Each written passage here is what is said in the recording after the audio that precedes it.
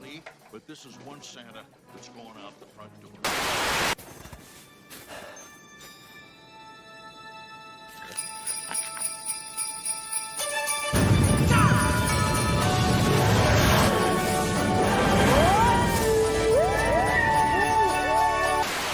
Christmas parade will be going to Hyde Park Barracks in London, where the Queen's Lifeguard is preparing for Christmas Day ceremonial duties. And the children of the Scots Guards will be joined by a host of...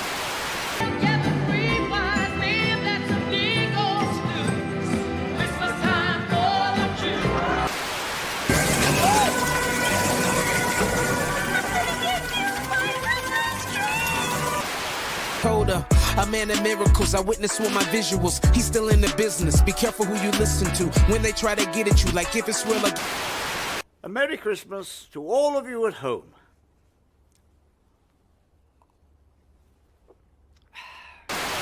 Indeed, ladies and gentlemen, Merry Christmas, one and all. It is Christmas, everybody. We have made it here to this. What's it? It was my favorite Christmas special, the Matt Smith one. Christmas Carol, when he has this explanation why Christmas is important, right? Halfway there, right? And it really kind of does feel that way. I'm being kind of chuffed. My grandsons just, there's a Christmas miracle, got out of the ICU, right? They were born very preemie, and they they didn't have to pick up the hang of eating as yet, but they picked it up now. They came home, right? They're in my son's little hovel. He lives in basically a trailer park, right? So I haven't even been able to like hold them yet because they've been in the ICU. So although I don't want to like power over to my son's place and get everybody. There's already a lot going on, right? Already, I'm sure I'll get to see them sooner or later, which means things are happening for me, ladies and gentlemen. You have to work out the thing called Pigeon a Ben. Right, which is redeeming of the firstborn. That was so. What does that mean in practical terms? Apparently, there's a 5-minute thing that that a rabbi does with a priest, the co. It was that. It would have taken a lot longer to redeem the child. We have a giant silver tray. I've got to dig that out. So maybe. You're supposed to bring the kid in on a tray, like something like that. Like, that just seems weird. I don't know. It just seems weird. But most importantly, we have to feed them, right? So working out the menu and working out where we're doing it. I think we're going to do it in our house. It's going to be like 30, 35 people, 36 people. I'm pretty sure we can fit them all in our living room, dining room, right? Actually, I went around and measured a little bit earlier with measuring tape. Yeah, why do I find that one hard to think of? Well, measured with that measuring tape, right? And I think we can easily fit 30 people in a living room. We might be able to get up to 36. Who knows or dares to dream, right? Who knows dares to dream? I tried to sell my wife on having a chef's table in the kitchen. Right? No, didn't go for that one. Sadly. We could have gotten an extra 6 people in there. Pigeon event, basically. The bird goes into a costume shop and has an adventure, then shoplifts the hat. Well, that's... I didn't really realize the shoplifting the hat part, but you were actually right? Pigeon event, that's you're saying it exactly right? I think you're probably Jewish, you don't realize it. So that going on. And then we got the ritual circumcision. So that might be... It's my son has it's called a moil. That's a circumciser, right? And there's this thing. Oh God, it's so weird, right? Part of Jewish custom is that you put your mouth over where you just circumcise it because somehow it cauterizes it or something weird. But it looks like you're giving the kid a blowjob, right? It's weird. It's weird. Anyway, but so the ritual circumcisions because they're twins. That's going to be on either Tuesday night. Now, Tuesday is a fast day. Or it's going to be on the following Monday, right? So, there you go. What am I looking at? 1 second. Just realized, do we have pictures? Yeah, 1 second. I do have I have 1 or 2 baby pictures I'm allowed to show. Yeah, and I'm going to do it because, I can. It's like, Because I wonder, let me download the pic first. Download. Right. And this one cute in there. Doing here. Let me open these up. Now as I was checking at the same time. And then we got lots of fun stuff to get to before we get to the meat of the show, which is the best Doctor Who Christmassy moments ever. Right? Here we go. This is the best Christmassy moment ever. Check this out.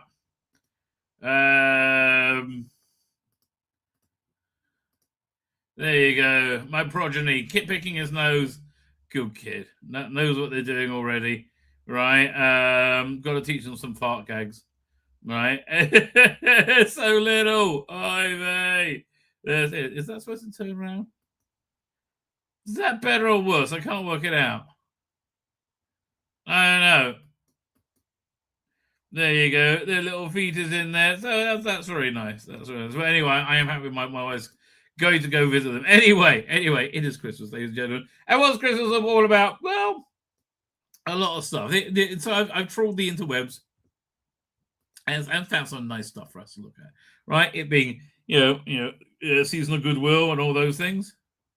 So, Christmas reaction, yes. I mean, this is again essentially. Our kids are too old for this now, right? But yeah, this is the fun part of being a parent. Oh my God, I know what this is. No, I already know what this is. No, I already know what this is. I already know what these are. That's a lot. I got an Alexa. Wait, is it Alexa? What's that a good thing? Why don't want a multinational corporation, eavesdropping on me permanently? I know. Although I am annoyed, we have two Alexas, right? And we have one in the bedroom. It will not connect to our interwebs, right? Actually, I've got a sort of newish phone. My daughter's old phone. My phone is really like my YouTube app.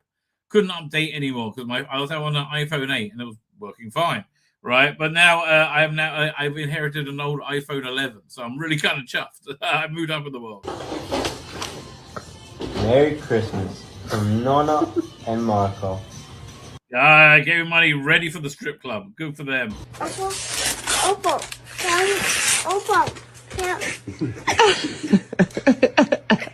Oh, I just love this stuff. Jeez, why is it so heavy?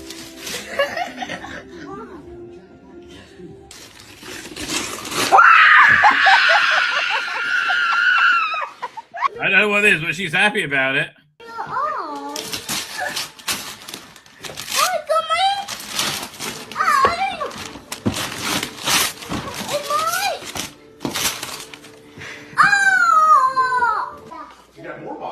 So that, do you know what that is? No. I didn't get that one. She was just crying. No way. What are you doing? That's what I went shopping once. No, it's not fake. It's brand new. No, it's not. It's Nuh-uh. You did not buy it. I don't know what it is. Probably a police station or something. I know. But yeah, look, that stuff's fun. And like men never really grow up, right? Men are simple creatures. As this little video demo. Oh no. Weird.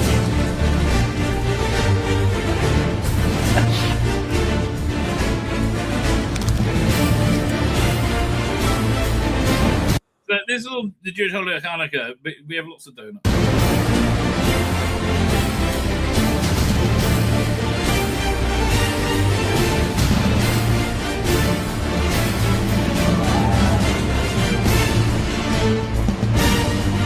Not good for you, Era. That wasn't what I was looking for, but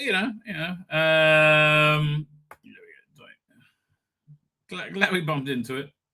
I think, was this the right one? Yeah. There we go.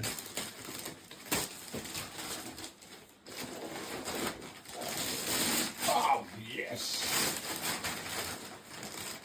Oh, yes. Christmas is just a good holiday. The presents are great. The food's great. The tree's great. It all just works, baby. It all just works. What does Santa bring you? Harry Potter. Yes. Excellent. Doesn't take much to make a man happy. Oh, Oh, I'm going to have some fun. You're making this one. Plus the other one. Oh, yeah. Yes, yes, yes. So he gets hours of pleasure building it, and then he gets to just look at it and have the pleasure somebody thought about him enough to give him that gift. Ah, that's nice. I think it's nice. What else we got? Oh, so this is awesome. Yeah, it wouldn't be Christmas without Donald Trump. Donald Trump had this really cool Christmas thing where he chatted with children, right? It's really cool. They're all funny. Will Santa ever get mad? Will Santa ever get mad if we don't leave him out any cookies? I think Will Santa get mad if you can't hear? Will Santa get mad if he doesn't leave out any cookies? he won't get mad, but I think he'll be very disappointed. He tends to be a little bit on the cherubic side. You know what cherubic means? A little on the heavy side. I think Santa would like some cookies. You'd like to leave some cookies for Santa, right? Yes. But you're not going to forget. You'll leave some. I would leave them. I think Santa has a serious appetite. Yes. Right? And it's so good to talk to you. Are you looking for something specific from Santa? What would you like to have as a present? Are you waiting for Santa? Do you know where anything? Right, that's nice, honey. Well, you just take care of yourself. North Carolina is a great place. It's a great place. Yes. And you're surrounded by great people and great parents, and say hello to them. Okay.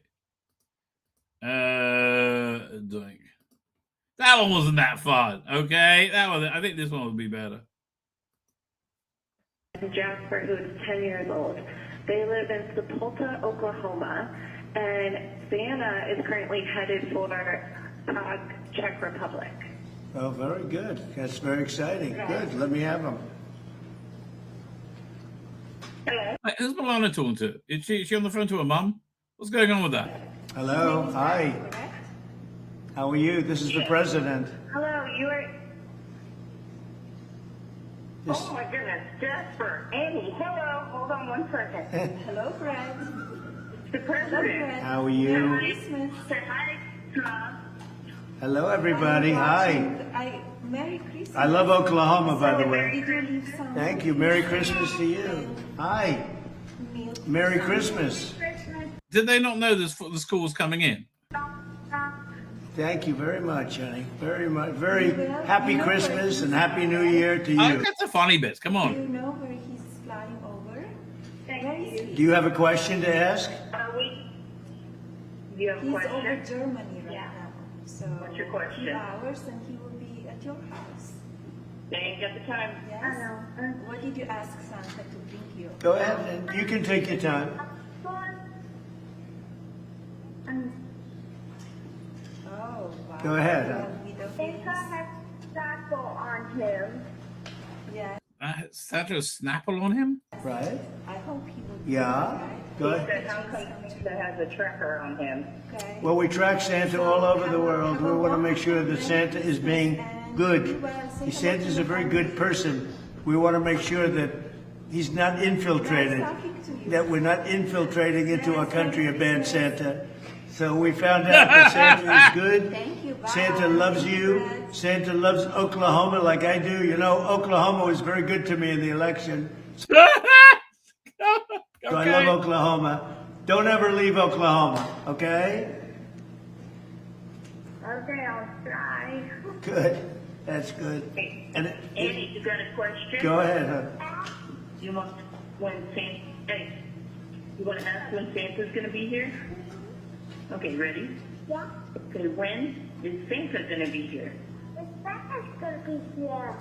Well, Santa's going to stop over tonight, leave you a lot of beautiful presents, like really beautiful presents. What do you want more than anything else? What present would you like? Hello, Emily. Hello. Merry Christmas. Did he just find a random house? Wow, a dollhouse. Wow. I think we can work that out. I have a feeling, Mommy, that we can work that out, right? I think Santa's gonna bring it. Again, I'm telling you, all these clips I see them in gold. Right, start playing on there like it's I'm falling asleep. Let's try this one. Let's try. Oh no, I already tried that one. Pennsylvania. We'll give this one a go. Right, I know. Oh, Pennsylvania is great. We won Pennsylvania. Actually, 3 times, but we won Pennsylvania. We won it in a landslide, so I love Pennsylvania. So Santa right now is in Copenhagen, Denmark,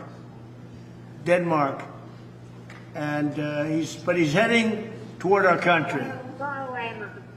What would you like from Santa?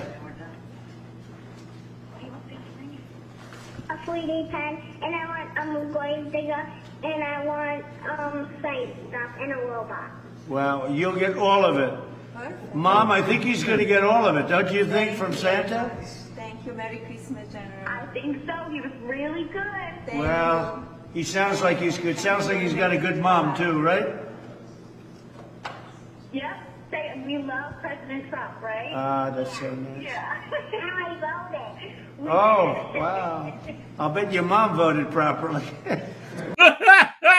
Well, we love that wonderful place you come from. You know, we have very good feelings about it. We did so well there, so I appreciate it, Mom. Okay?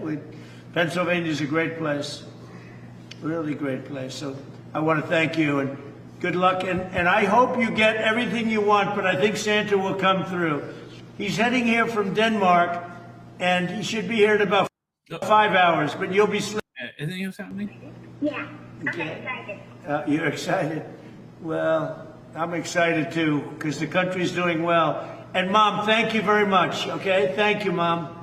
All right, I got to find, this is my last one I'm going to try. Right, I got to find one good clip of this. Right? Okay. Hopefully this one will work out. I don't know. Like Santa to bring? Not cool. Not coal. No, you don't want coal. Well, coal is, you mean clean, beautiful coal. I had to do that. I'm sorry. No, coal is clean and beautiful. Please remember that at all costs. Okay, they like coal. Anyway, better Christmas messages. I think more Doctor Who ones, right? Oh, before this is where I come from, by the way. This is from the 80s, where I come from. This is what Christmas looked like when I was a kid, right? In a mall. Snuts roasting on an open fire. This stuff was lovely. I used to love this. Jack Frost. That's more places being gang raped by migrants. Snipping at your nose. Yuletide carols being sung by a choir, and folks dressed up like Eskimos. Everybody. We go from that to this. I bloody know. A bit of a downgrade. Anyway, much more fun Christmas message. We have. Should we do Kids Star Wars one? I don't know. We should do that one. Hey, what really one of the greatest Christmas clips of all time?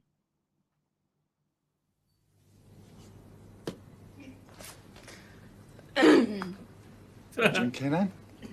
Master. Through my straw. There we are, love. How's that? Here we are. Are you going to give us a song, Kenan? Affirmative. Okay. We wish you... Mary Tam looks really soused, right? She looks really soused at this point. A Merry Christmas. We wish you a Merry Christmas. We wish you a Merry Christmas and a Happy New Year. We all like pudding. We all like pudding. We all like pudding. So... Kenan, what would you like for Christmas? Master, I have decided I would like enough ball bearings to last the series through and fewer sill irons on the floors of the planets we visit. Master, Yeah. a question. Mm. What is your desire at Christmas?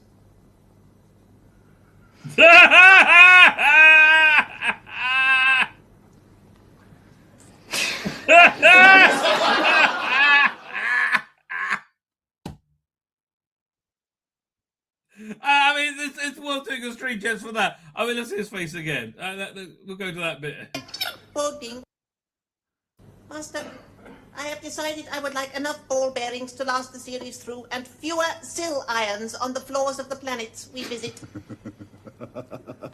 You just tuning in. Watch his face for the next question. Master, Yeah. a question. Mm. What is your desire at Christmas? Back into the That was funny. That was funny. What other Doctor Who Christmas greetings do we have? Yes, the Christmas wouldn't be Christmas until Sylvester pulls out the spoons. Who were? A Merry Christmas and a Happy New Year. Ow, tinkle bells. Happy Christmas, everyone, and a Happy New Year. Now, you may or may not know this, but in Northern Europe, they celebrate New Year's Eve. Now, in Scotland, we call it Hogmanay, but there they call it Silvesternacht. So this is Sylvester wishing you not only a Merry Christmas, but a wonderful Silvesternacht. It's really, the Russians call it Sylvester, right? We have it in Israel. It's on New Year's Eve, yes. And happiness in the year 2026. One can only hope there, Sylv. One can only hope. There you go. And it's been, I think, 20 years this year, isn't it? Yeah, since they rolled out the Christmas Invasion, and they brought out David Tennant. David Tennant, he's always a good speaker, right? This is a little video from talking about Christmas Invasion. It's 20 years since the Christmas Invasion was on BBC One on Christmas Day. A lot has changed in that time. I'm still alive, so they've wheeled me out to talk about it. How do we say that 30 years from now on the Blu-ray, right? Whatever it is, right? I'm still alive, so we'll be able to talk about it. I was very, very chuffed that my first proper episode of Doctor Who was also the first proper Doctor Who Christmas special. It feels like Doctor Who and Christmas Day television are a kind of perfect match. I'm like, why didn't somebody think of doing a Tom Baker Christmas special in the 70s when you had like a document Douglas Adams on it, or Hinchcliffe and Holmes, like a real spooky horror Christmas special, right? I'm really surprised they really didn't think of it. It really is kind of a perfect, combination. And very odd that it had never really happened before. Well, it did happen once, of course, back in the 60s. An episode of Doctor Who that is now missing because the BBC did not look after their archives. So, the first real existing Doctor Who Christmas special is the one that I was in, the Christmas Invasion. You're in everyone's living room on Christmas Day, and there'd been a build-up, and there was a lot of talk about it, and there was a lot Well, it's hardly in it, which is why it's really not my favourite one at all. of pressure, and there was a lot of scrutiny. But also how joyous to be in the middle, to be in the middle of Christmas Day television. In those days... Well, 20 years ago, David Tennant was in the middle of British culture, right? With Rusty Davies with his finger on that pulse, knowing exactly what he's doing. Right, sadly, it's not the way today. People got their Christmas copy of the Radio Times, and you put a circle around the stuff that you... Yes, you would. Oh, yes, you would, David. I recall that. We're all going to watch as a family, and it felt like in that moment watching Doctor Who as a family was kind of what everyone was doing. It was certainly what we were doing up in Scotland. I had to sit with my family and watch it, which was thrilling and awful in equal measure. Yeah, personal Tennant, just stay off the trans shit, and we're all fine. Anyway, ladies and gentlemen, let us get to the chat. Right? Let's get to the Christmassy chat. And then we will start our mission of discovering the bestest Christmassy Doctor Who moments ever, right? The bestest ones. Not the mediocre ones. The bestest ones. Only the best here on my channel, ladies and gentlemen. Speaking of which, what a thumbnail! Oy vey! Let's go to frame one. It's Christmas! best of Doctor Who Christmassy moments ever. Yes, that's essentially what we're doing today. Of course, this is a rabbi's best Doctor Who Christmassy moment. Yeah, it's true. Sadly, it only ever happened in his head, but it happened in his head a lot. Right? A lot. Right? It's all I'm saying is, my youth, I had a lot of hand cream, right? To make sure I didn't get any chafing and chaffing, and I still got some. And the magic of AI, let's make this more salacious. Oh, and amazingly it is. Well done, Nicola. Well done. Look gorgeous as always. Archer Collins here. Merry Christmas to you, sir. Merry Christmas. As is Darren M. Funky 1463 is there. Doing Funky 1463. Robert Payne is there. How are you doing, sir? I tried to sell my wife, but I couldn't find a buyer. Well, might as well sell. Those damn eBay TOS. There's eBay or TOS on eBay. Okay. Or as my mother calls it, Alexa. She who must not be mentioned. Yes, because they get very excited. Yes, the Southern is currently being held hostage by me, Rusty Davis, as he sends you a merry ecky Christmas. Well, bloody hell, that's a scary combination of villains, isn't it? Jodie and Rusty Davis. Oh God! I wonder what he would have been like writing Jodie. Probably shit. I could write everything in there. Although War Beneath the Land and the Sea, the bits he did write were quite good. Funky Evans says 40 years ago got the Castle Grayskull set. Bloody hell! Right, that was awesome. Right, it was on Netflix. The Toys That Made Us, a good documentary about the toys that made us. But the documentary about Master of the Universe was a good one. Right, it was designed for little boys, right, from the ground up, unashamedly. He-Man. I got a booklet for Christmas, says Lonnie, but I got my wife a new wedding ring for Christmas. My present is like, well, hey, I hope things work out well for you. I hope your present is roughly the same thing that Tom Baker was just thinking. God bless him, right? God bless him. We're about to. Lonnie still loves his train set. Well, you have your Lionel train set. I'm sorry, I don't know what that means, but I think you're speaking code. So this is why Shard never aired. Apparently, why? Yes. Tom Baker released. Tom Baker released the Christmas message. We'll find that in a second. Right? They're always good. Right? They're always good. Right? I'll look on the Twits right now. Right? Nicola, you'll keep everybody entertained, will you? Well, you're certainly doing it for me, honey. Right? Even though you're not Nicola anymore, but you will be when the time you crawl back to your starting spot. There you go, Nicola again. And doing a search. Tom Baker. Let's see what comes up. Tom Baker account.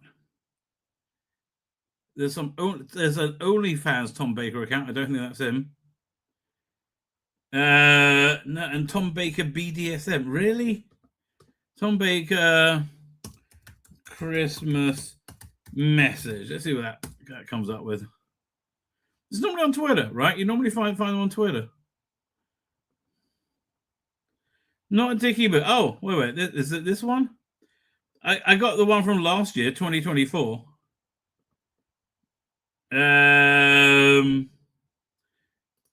Is this year's one? I really don't know. Hang on, I'm doing a little scroll. Tom Baker's Christmas Head 2025. Now I found it.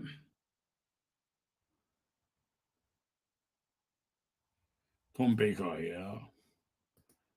Let us find out what his Christmas message is. I mean, I think that's a worthy interruption, don't you? Video file. Downloads. Oh. I can hardly believe my eyes. Where is? Do you reckon that's his kitchen? That was like a set, right? Like the view outside the window looks like it's A picture? Yeah, that's a set. You are. You've been in here, and there you are. Just to let me say hello to you.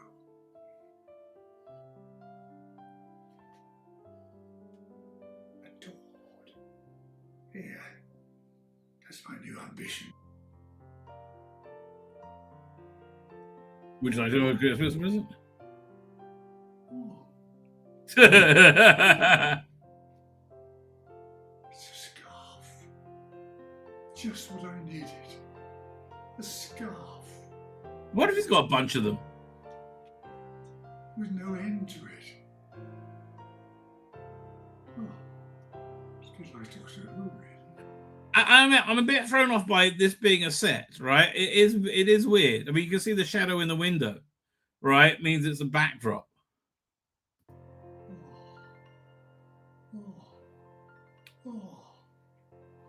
And it's a weird set as well. Like, that doesn't look like anybody's house. Happy Christmas. He did it at the Tendon Museum, apparently.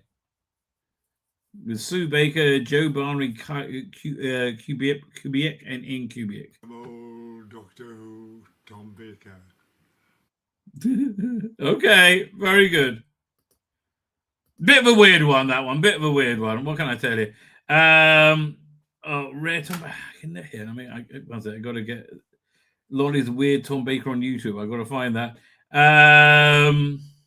So K90's got his very own life-size Liz Sladen. Well, you know, that's that will relieve the tension. Where are we at to? Fine. Now here. Now I've got to go to the YouTube chat. I've got to go to the YouTube page to find the things that Lonnie's sending me. Okay, wait.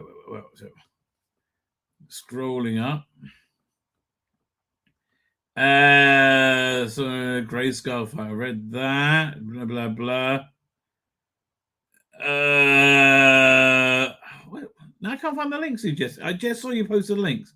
Here we go. Tom Baker YouTube. See what this is. Oh, this is what I just saw.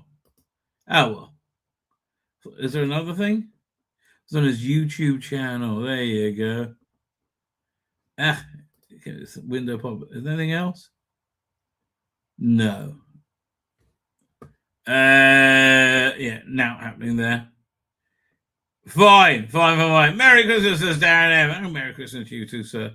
Thomas always been a bit weird though. Then he read his autobiography. The autobiography is a bit weird. Anyway, we have a mission tonight. That mission is to find the best Doctor Who Christmas moments ever. So I thought we'd just go through every Christmas special until I drop, right? Are we going to get through them all? I don't know. Let's find out, right? Let's find out. So we start. I mean, okay, there is one honorable mention I want to start with, which is what's the name of it? It's not the Ghost of what's it called again? I'm gonna remember it if it kills me. It might kill me. It's The Unquiet Dead, right? The Unquiet Dead. There's one bit in it which it's very Christmassy, but there's one thing in it I really liked. And it's good opening. But here, where they meet Dickens, right, and they fly off in the TARDIS. This effect shot, right? Look at the snow on the panels of the TARDIS. I mean, this is why that first season works so well, because there's so much care and attention. Look at the snow on it, right? And as the TARDIS disappears, it starts to flow. See that? Oh, that is just pure class, right? I think that is just pure class, ladies and gentlemen. Anyway, we'll start with the Christmas Invasion. Again, Christmas Invasion is not my favorite story, essentially because the Doctor's not in it, right? And I like a little bit of Doctor Who in my Doctor Who. All right, too much of not having the Doctor in it, but that's where is it? Christmas Invasion. Now, I do like the iconic open they use over here. This one, watch it for a second. Right, this iconic open they use over and over again in the Tennant era.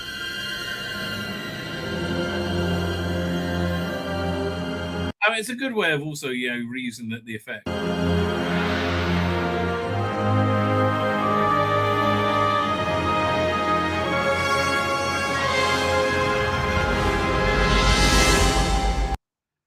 All right, is this a bit?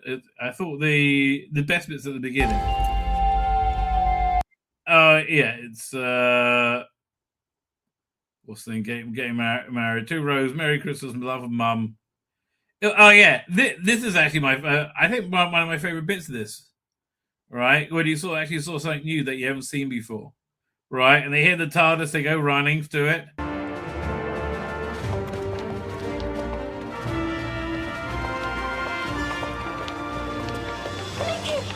Jackie, it's the TARDIS. I know, I heard it. She's alive, Mickey. I said so, didn't I? She's alive. Just shut up a minute. Well, where is it then? Yeah, come out to the best bit right now.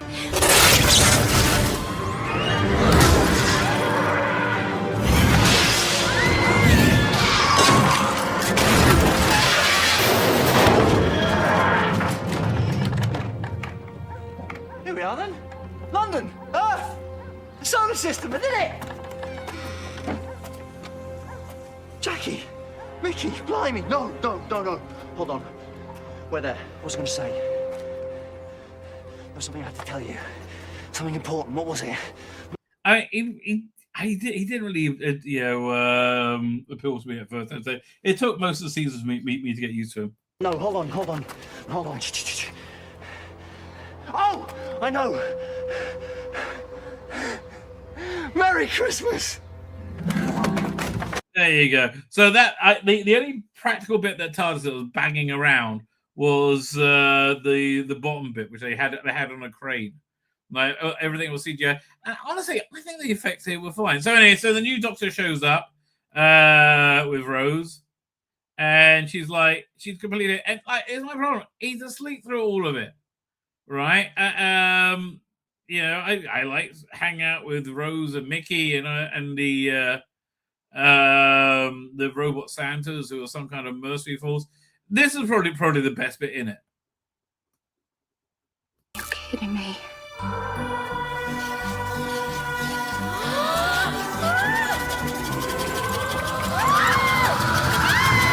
Now, is it like a transformer that turns something real into like a robot that then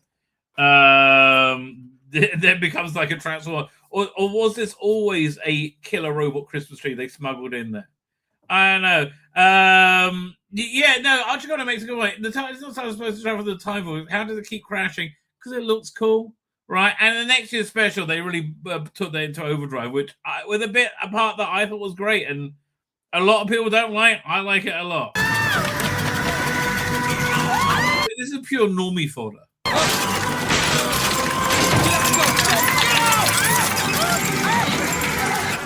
We've got to save the Doctor! What are you doing? We can't just leave Again, the music's really good as he gets ratchets up, isn't it? him.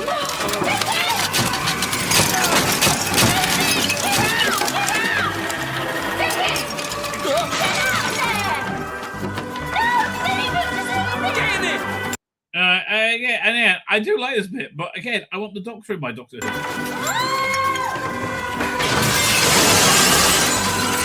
Doctor, wake up! Yeah, and then he wakes up and saves the day and goes back to sleep again. There's a bit of angst in this. So then it's all about cigarettes coming. We got the unit based under a unit based under a national a monument. It's like a trope that we're going to see over and over again.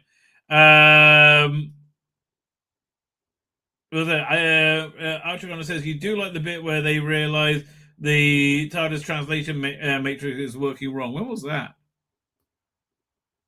Anyway, still asleep. I do like that they translated as Sycorax Rock. Right.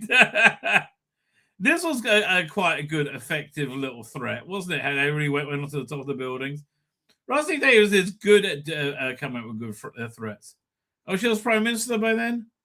Yeah, because he destroys her. Essentially, the background that you never really saw. They talked about this in the Writer's Tale, right? The Ben Cook, Rusty Davis book, was that because he deposes her at the end, that's why the Master appeared in season 3, giving him like opportunity to come in. The translation matrix goes wrong. I like the bit where Rose tries to outfox them, and again, it's the smell of tea wakes them up, right? And so again, I don't really like it that he doesn't have his costume on yet or any of this stuff, right? And it's not bad, a bit of daring do, but I still, would rather the Doctor being the Doctor, right? And then, they do channel a bit of Arthur Dent in the whole thing, but okay. And then they kill them, and he destroys her career. Don't you think she looks tired? So this is actually one of the other favorite bits. It's got a good soundtrack in it, and it's really kind of heartwarming as he gets his costume on. I'm sorry. Come on, let's get your costume out. I wish the song actually went up to number 1. That would have been cool.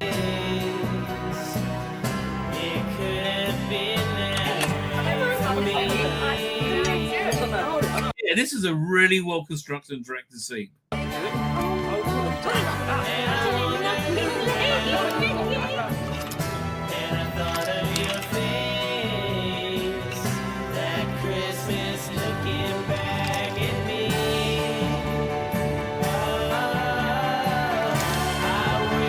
Yeah, David Tennant insists on there being a long coat.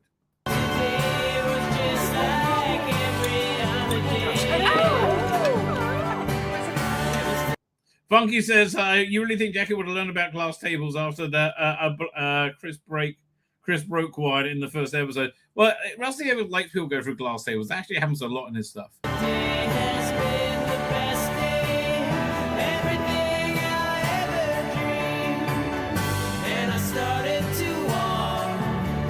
That's one of my favorite bits of every Doctor when they get their costume. All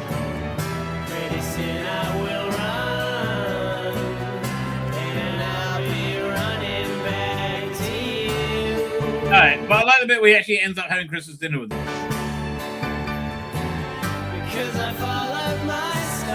I do like this new room in the TARDIS, even though it's a redressed console room set. And that's what you are. I've had a merry time with you. This is when he became the Doctor. Right? But I wanted it at the beginning of the episode. That's it. Put in the cracker. That's one of the most Christmassy Doctor moments.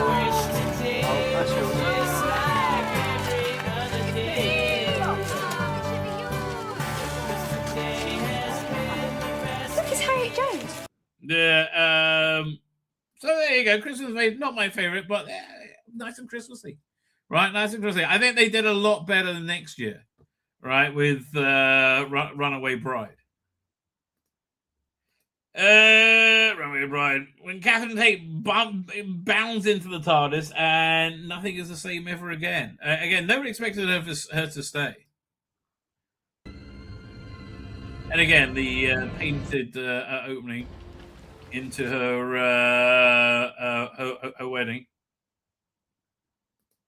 It's not a bad start, but it every time I see him, I think of him in EastEnders now, right? But he was a solid choice, right?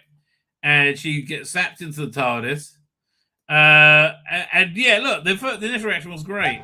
What? Who are you? Where am I? What? What the hell is this place? What? Now, it was never really adequately explained that she was given coffee every day by Lance that somehow sucked her into the TARDIS, right? But it was especially after Rose, it was a really good, effective Doctor companion pairing, right? Where it was like, it wasn't so lovey-dovey. He was so young, says Lottie. I know. Like, you really notice it now, don't you?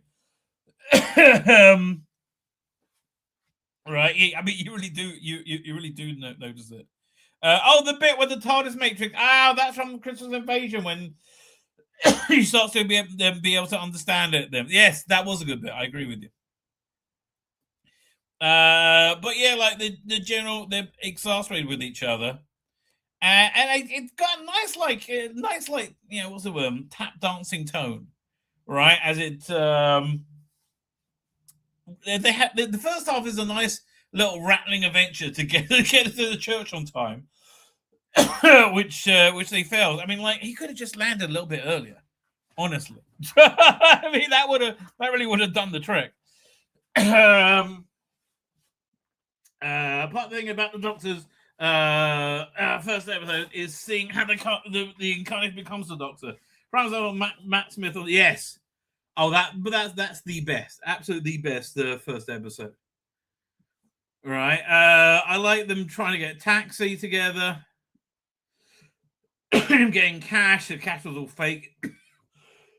Had David Tennant's face on him. David Tennant, maybe Rusty Davis. I can't remember. One of the producers. So Rusty ever hated the Santa mask in the first one. I thought the first one masks were way better. I thought they were creepier, right, than this one. And I never really understood them as a villain, right? So he rushes us to save her, and I think it's probably one of the best Doctor Who moments ever, frankly, as she's being kidnapped, right? And David Tennant is doing Doctor Who things, and you have no idea what he's doing because you've never seen the TARDIS do this before.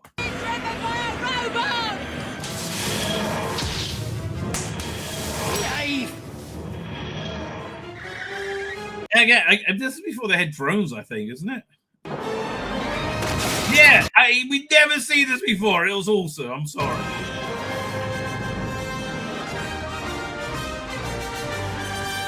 You are kidding me. I mean, like, it's a bit too much Murray Gold. Oh, well, look at this. It's so great. I love him involving the kids as well.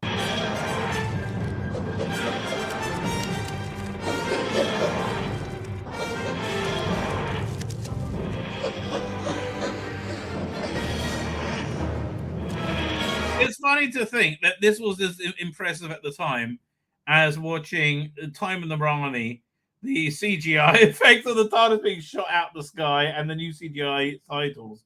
Or and it really was that impressive at the time. Or what else? I had another example equally. Or if you saw the independently made spin-off Alton 2, when suddenly you get a CGI Nestine show up at the end. That was awesome, right? Makes up this Doctor's go with Superman one, probably, yes. So again, this is a great, exciting bit where he rescues her. I think this is probably the highlight of the episode. When they finally make the reception, where they got like Murray Gold's hopeful Christmas single playing, weirdly. Broken. Oh no, it goes a little bit later. Because it's everything it's Christmas. Yeah, so a little bit later they're singing along.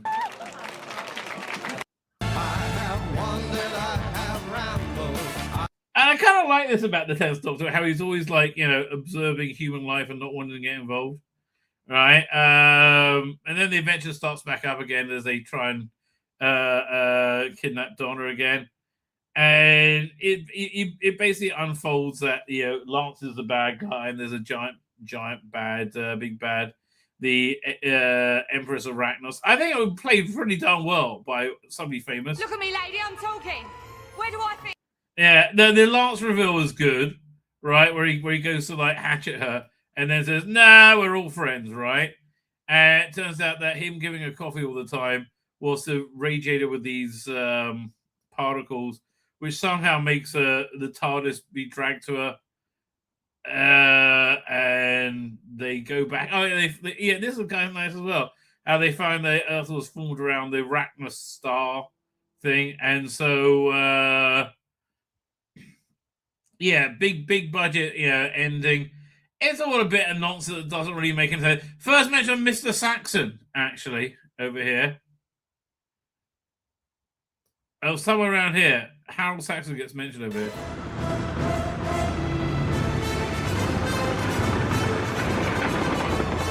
They spent money on this. Hiring a tank isn't cheap. Orders for Mr. Saxon. Fire at will. Yeah. Exactly. So that's the master's already at work, right, with the Ratner star. Yeah, I think the best bit of that is the TARDIS chase. Now looking through it, and they never expected to see her again, right? And then I think the new companion on season was supposed to be called Penny, but she was like, I'm writing it exactly like Catherine Tate, and she didn't want to say she wanted to come back because she thought they wouldn't want her, and they didn't want to say that they wanted her because they thought she was like too busy, right? And it just kind of happened and worked out, and I think it worked out very well. So, what's the next Christmas one? The next Christmas one will be Voyage of the Damned. Okay, so this I liked as well because it leans into the essence of what a Christmas movie is, right? Oftentimes at 3 in the afternoon after Queen's speech, you'll get like the Poseidon Adventure. So that's what this essentially was, a Poseidon Adventure in space. Sadly, they didn't have enough money to make the villain a giant CGI mechanical cyborg thing, and they didn't have the money to give Kylie Minogue an aliens exo-lifter thing, which is clearly what was meant to happen in the script, right? You just had two forklift trucks going against each other.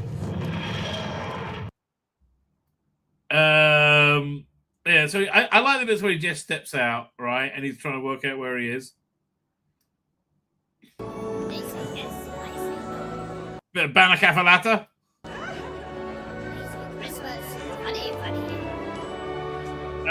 Again, music saying Christmas lot really works.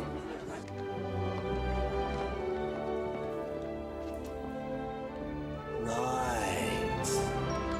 Attention all passengers. The Titanic is now in orbit above Sol 3, also known as Earth. Population, human. Ladies and gentlemen, welcome to Christmas. Yeah, and that's just made for the commercials. All right, so this guy, what's his name? Guy from Butterflies. This role was considered for Dennis Hopper, who really wanted to be in it, but he died before they could film it. I keep thinking Jeffrey Rush, but that's not his name. Oh, there's a bit of Russell Tovey action. I tell you, he was good in that. Again, this is the villain, Max Capricorn. But generally speaking, and there are a few standout moments in this. Kylie Minogue is basically the standout moment in this. She's great in every scene she's in, right? She's really the perfect companion in this, right? I like, what's his name? Mr. I can't remember what his name is. But then you get a wonderful piece of, what's it called again? Not stunt casting. Of like a wonderful piece of cameo casting, right? In the form of Bernard Cribbins, right? Again, Kylie Minogue is a good actress, right? She really makes me emote, right? Here we go. And again, that he became like such a massive part of Doctor Who. Alonzo Barclay. And then last year, that Christmas star electrocuting all over the place, draining the Thames. This place is amazing. And this year, God knows what. So everybody's scarpered. Going to... So the holly and the pot in his hat and the little berries he made them himself, right? He like painted them.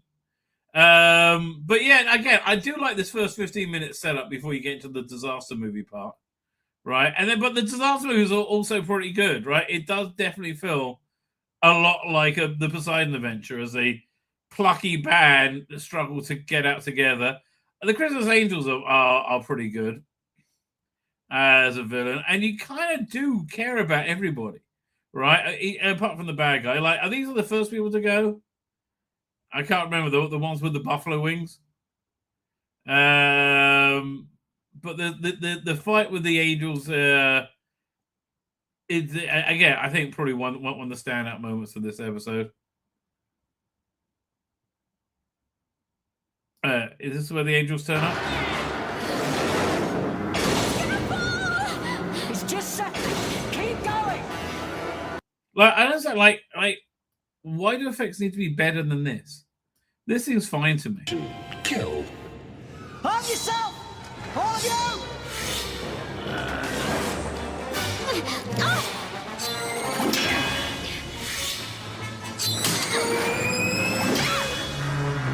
I mean, there's clearly Caldorian robots. They should have worked that into the script at some point. Oh, then Banner Capilat has to sacrifice himself to save everyone. And they do something with the transmat to get out of everything, don't they? Right. I find the villain again a bit too little, too late. But again, this is like stuff you eat, you watch after your toka's going down, right? As a family, I just find this is like kind of lame. I do. I just find this whole thing kind of lame.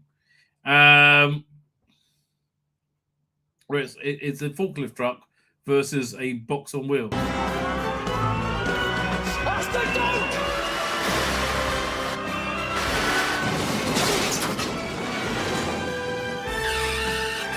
Yeah, the squeaking wheels didn't really do it for me, sadly. All right. And this is really the best bit right here, where we put the Cribbins again.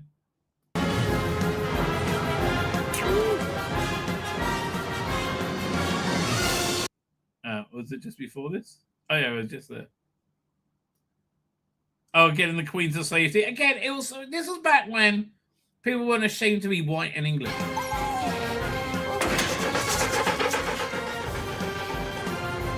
you dare, you aliens! Don't you dare! I love a bit of Bird of Cribbins. Engine active. Engine active. I think the Queen waves away and say, "Thank you, Doctor." Thank you, Doctor.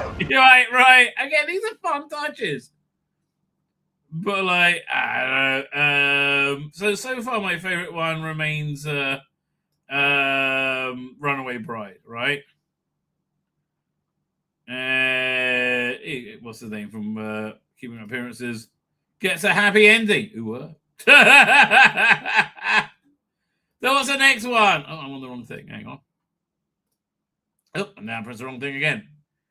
Video file. So next one is Next Doctor. Okay, so this is probably I think the best of the Tennant Christmas specials. But the best part of it is the opening moments, right here.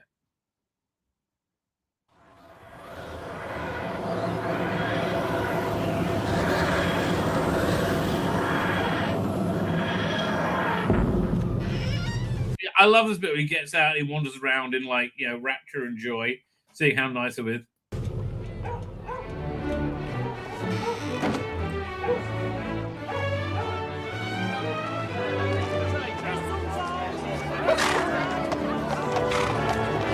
Yeah, love. This is really a perfect combination of script, cinematography, and music and acting. I mean, again, you really get his joy, right? And wouldn't you, stepping out on a Victorian Christmas?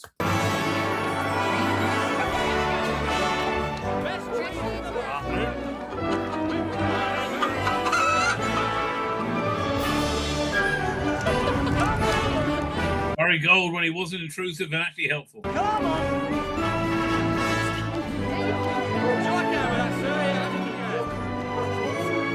Also, he really he nailed his Doctor by now, right? He really got to feel like he was just out for a laugh,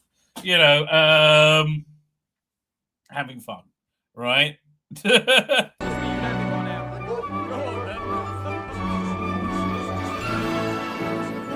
again, his face really conveys exactly what I think most of us will feel.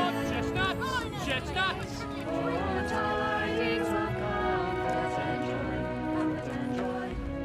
You there, boy? What day is this? Christmas Eve, sir. What year? You think or something? Oi, just answer the question. Year of our Lord, 1851, sir. Right. Nice year. Bit dull. Oh, yeah. I've got this whole pre-title sequence is excellent.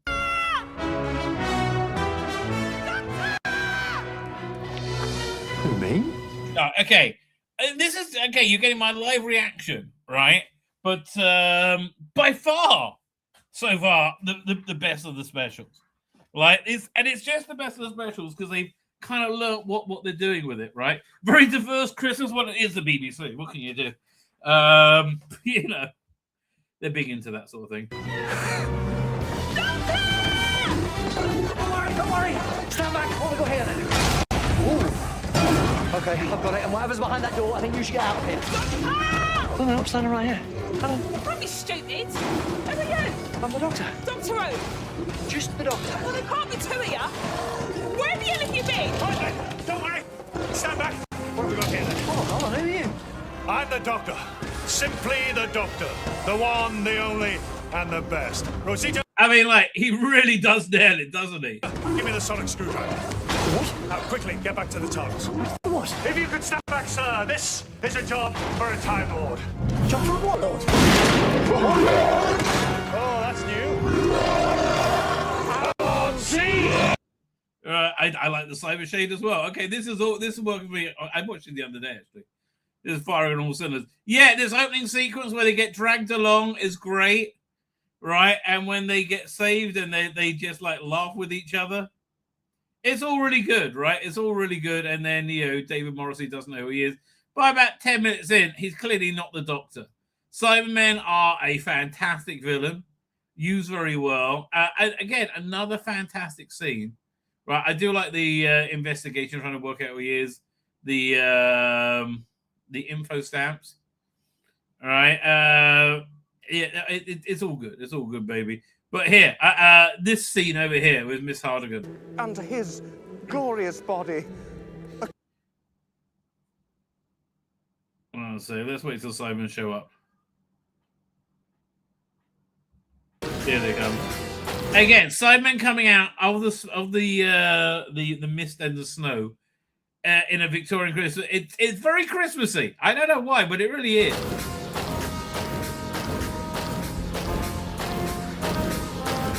And you know, we didn't even think about sound effects in the classic era. I mean, that's like that really the first thing that maybe I noticed in when the modern era started in 2005, right? When you had the autos with like the sound of like the creaking plastic. The devil's work. I'm just waiting for it to get to a line. Come on.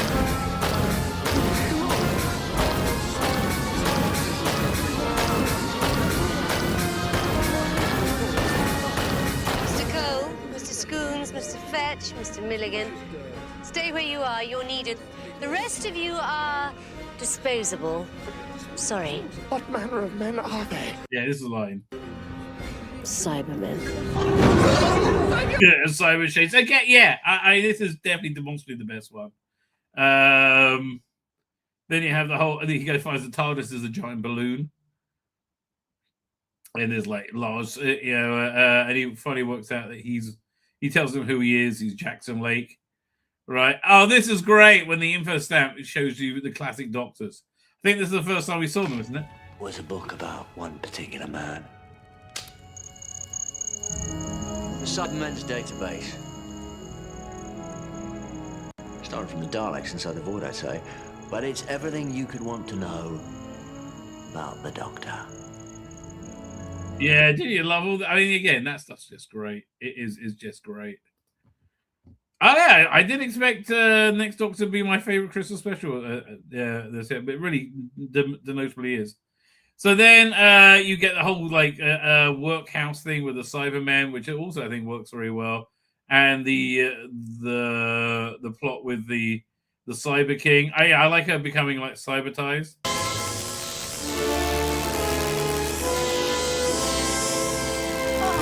I like her hatred of men as well. It's really quite cool. The Cyber King is born. All hail the Cyber King.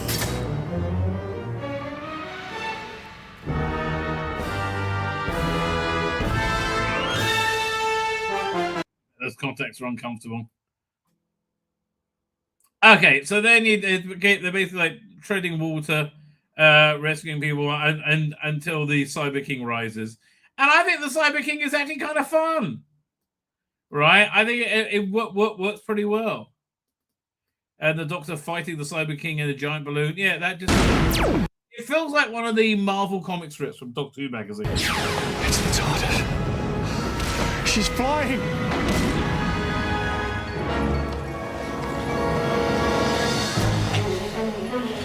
I like he gets like a little stick that he can fire. I want to see the Cyber King. Yeah, I like the steampunkness of it.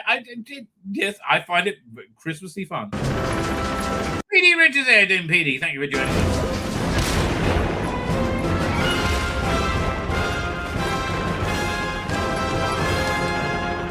Excellent. The Doctor.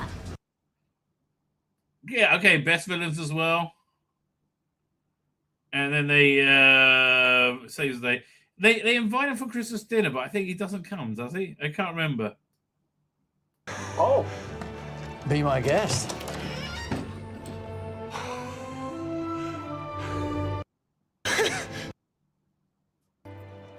But not anymore. No. Might I ask why not? They leave. Because they should. Or I mean, this is just after Martha left, isn't it? they find someone else. And some of them forget me. Oh, was that Donna? Is this in the Donna? Yeah, this in the Donna But in season. the end,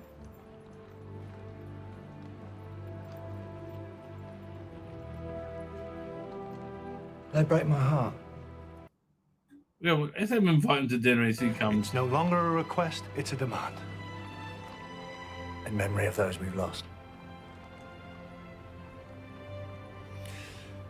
Oh, go on then. Really? Just this once. You've actually gone and changed my mind. Not many people can do that. Jackson, if anyone had to be the Doctor, I'm glad it was you. The feast awaits. Come with me. Walk this way. I certainly will. Yeah, I do think that's an upbeat ending. I love that. Merry Christmas to you, Jackson. Merry Christmas indeed, Doctor. All right, that's one of the best Christmassy bits ever. Okay, right there. I very much think so. So then we have Planet of the Dead, End of Time. End of Time, not so Christmassy as I recall. I mean, having on to they got a new opening now. Bit of Wolf action. Yeah, none of this was ever explained, and it just kind of annoyed me. Right? Is that the Doctor's mother? What's going on? The Doctor with the Planet of the Ood. I don't know. And then the Master's wife resurrecting her or something. He comes back, but completely bonkers. Wolf was by far the best thing in it, right? Like by far, right? By far the best thing in it. Hang on. He will knock 4 times, and they play along with that, like dun dun dun dun.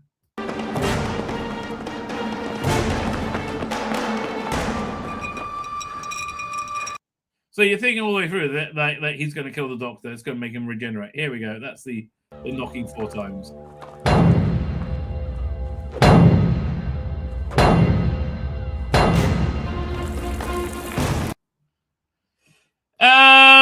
I think we're probably one of the shitter versions of the Master, quite frankly. Right, and they got to keep Donna away from everything, otherwise her mind will blow up. The Master's got these weird superpowers, and this is the bad guy for some reason. He wants to turn the entire world. Again, they never explained this. Yeah, Russell, it was time for you to go at this point, right? It was totally time for you to go.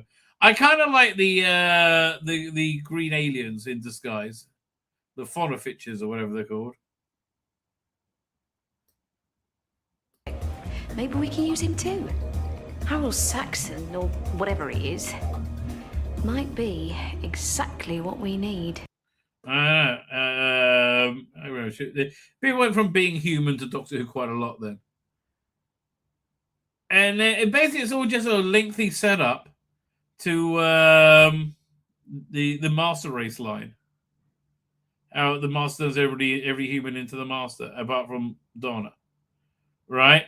Okay, best bet of this one is the What's his name? Is Timothy Far more than humanity's end. This day was the day upon which the whole of creation would change forever. This was the day the Time Lords returned. For Gallifrey. For Gallifrey! For victory! For victory! For the end of time itself! Bit of spill going on there. For the end of time itself!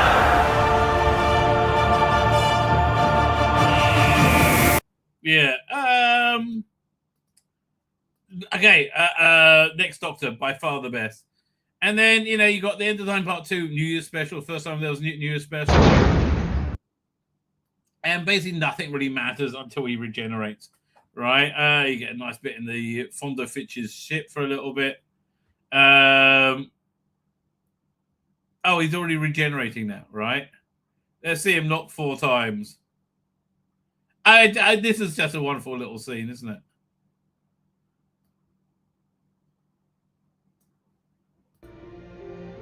But me?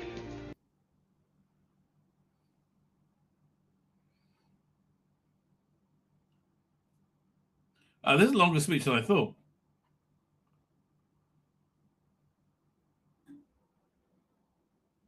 Right, so he just survived everything. And then there's knocking 4 times. That was it.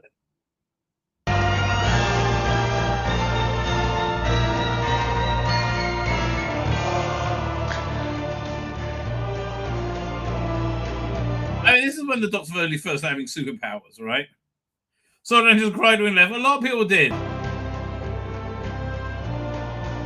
But it's like, yeah, it's great, like, yeah, his heroic moment where you think, oh, he survived, but you know it's his last episode.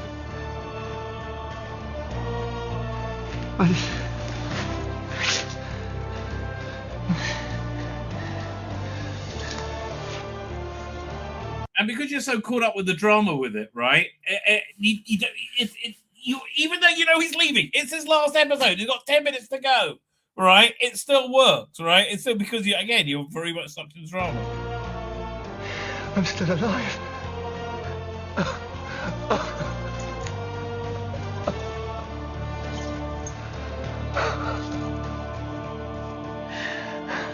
Right now, we're going to get knocked 4 times.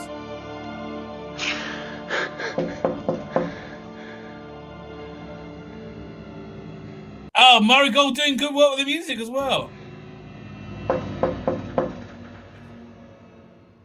So, okay, his speech kind of annoys me a little bit until he says it's my honor. Well, you better let me out then. Except it's gone critical. Touch 1 control and it floods.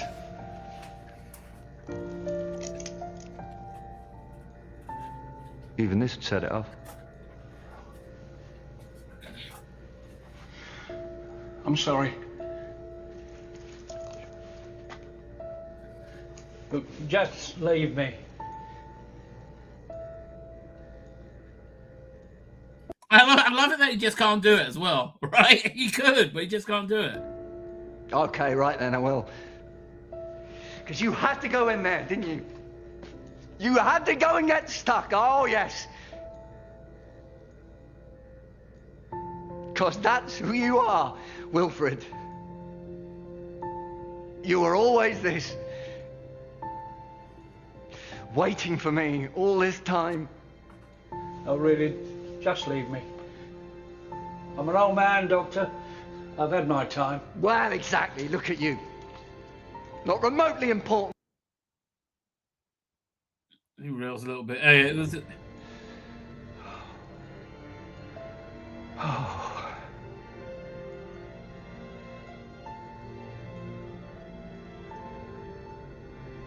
too long. No. Yeah, that's wonderful. This is wonderful. No, please don't. No, don't. Please don't, please.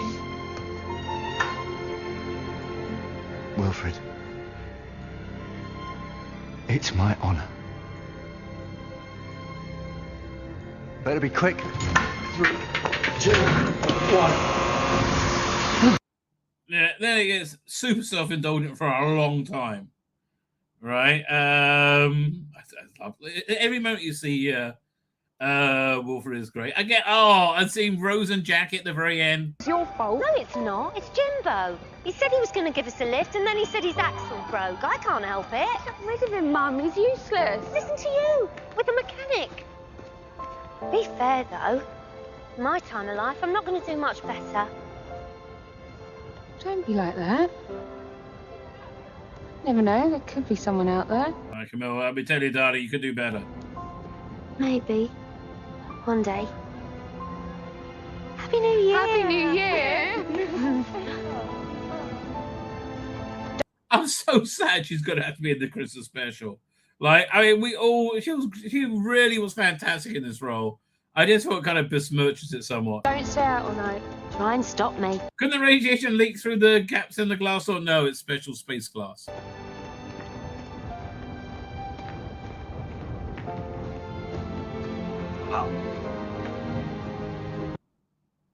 You're right, mate. I bet you'll be next to it. And then get that ood ending. And very sometimes I don't want to go.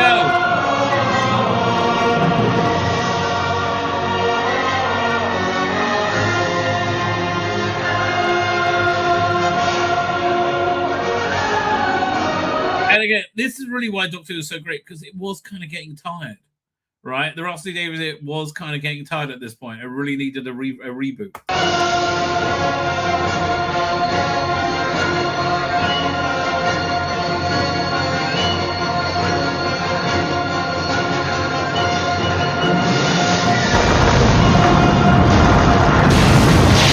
like how regenerations get slowly bigger and they blow up the TARDIS set every time.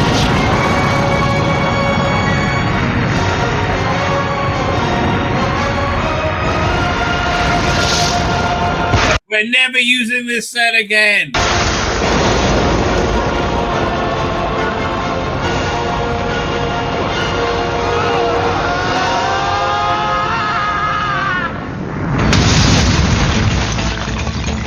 Incredible. Became the Doctor in the first second. I mean, he really did. Legs. I've still got legs. Good. Arms. Hands. Fingers. Lots of fingers. Ears. Yes, eyes too. Nose. And I've had worse. Chin. Blimey. Hair. I'm a girl. No. I'm not a girl. No. So they couldn't make that joke a few years later. I'm still not Ginger. There's something else. Something important. I'm crashing.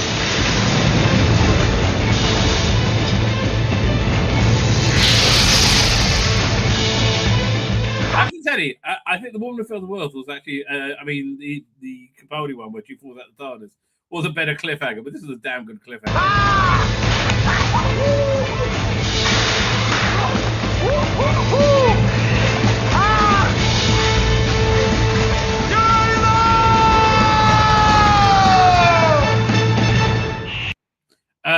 Yeah, pretty darn excellent, right? Pretty darn excellent. Not that Christmassy though, right? Fine, so we're into the Matt Smith era. Matt Smith era, underserved by the Christmas specials, even though they do have the best one.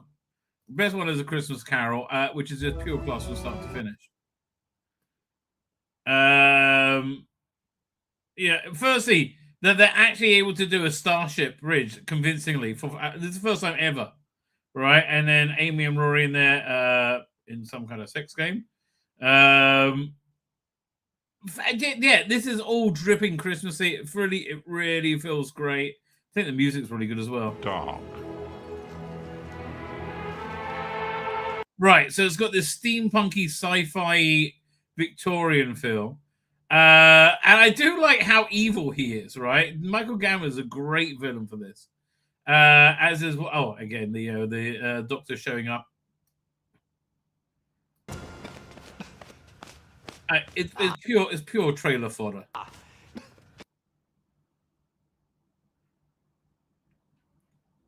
It meets him. He's a mean old guy. and he's got some kind of planetary thing that will stop the what's the name, the air sharks coming in, right? And it's essentially a rewrite of a short trip he did, where he went back in time and like changed some of his timeline to make them nice so they would help them out, right? So again, I find this like a really this is very Christmassy because it's magical and somewhat it's kind of painful and sad at the same time. Like it's painful and sad for the characters you do go to care about and love. Like I love how they set up, was it Sarduk, whatever his name is, as like this evil villain, and then you uncover him went through his childhood, and then you kind of get to love him, right? You do get to love him as he what's the name? Jenkins? Yeah, that was it. Should be in the titles. Chris and Carol, Doctor Who, Karen Gillan, other Godfather one.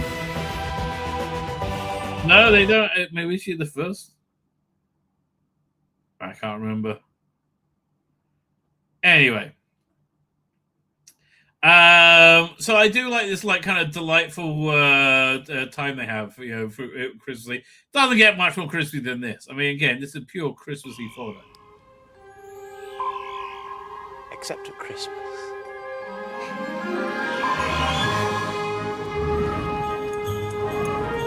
How are we gonna get back? I don't know! Do you have a plan?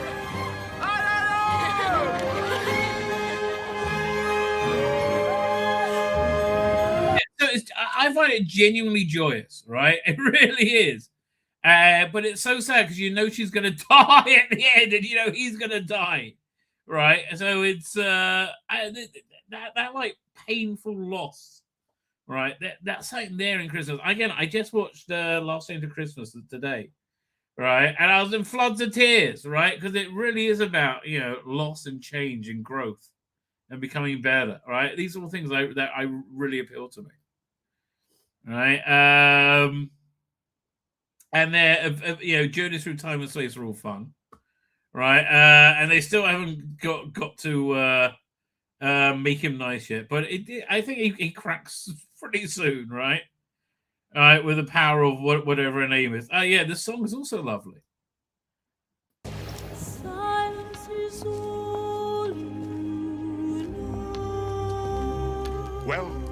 Well, the singing resonates in the crystals. It's feeding back and forth between the two halves of the screwdriver. I mean, it's another Christmas #1 they didn't get. This is the one where Dr. Marilyn Monroe, yes. Now, one song, filling the sky. The crystals will align and I'll feed in a controlled phase loop and the clouds will unlock. I mean, look, it's just techno-babble, but boy, does it work. Right? And everyone's saved. And they have their last day together. So, but again, it's beautiful, and you're in floods of tears. At least I am. But it doesn't take much, right? It doesn't take much at all. Oh, yeah, this is just lovely.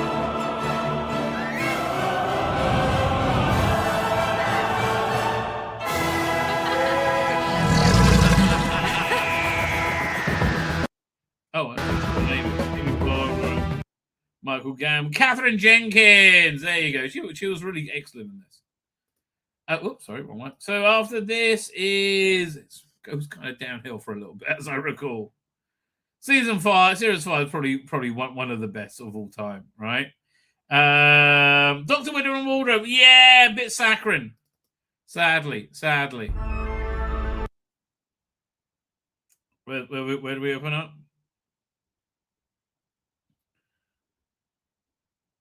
Oh, so yeah, Doctor Doom. So they kind of ripped this off for the Jodie era. This one became the template for the Jodie era, the later Jodie era. Right, he falls to Earth. He managed to get a spacesuit on backwards, and again, being in 1940s, it kind of makes it feel very Christmassy. Right, there's something very oldie-woldy Christmassy about 1940s Christmas. But she can't see his face because he has the helmet on backwards. What's his name? Is a pilot, and they die, right? Then several years later, they're oh yeah, it's for some reason he decides to make Christmas great for them that year because it's the year that they found out they would find out that their father died, right? So then he like has it done us that, and honestly, it was a bit silly, right? It all came a bit silly, and Matt Smith was at his probably like irritating, silly, zenith at this point, right? But again, like the general point, I think is quite sweet. Yeah, then they go into like Narnia Land. This kid's kind of annoying as well. Again, it's Christmas afternoon fare, right? But again, it's really tying into that like Narnia Lion, Witch and Wardrobe ethos. I kind of like the Wooden King and Queen. Is it Wooden King and Queen? And weirdly, this is Androzani Major. It just doesn't strike me that they would be, right? And they're like, oh, I finally got a part in Doctor Who. And I can't remember the Wooden King thing is somehow some alien that needs to be saved. Oh, the big tripody things were kind of fun that Madge Orwell drives. And because of that, she's able to guide her husband back home so he doesn't die.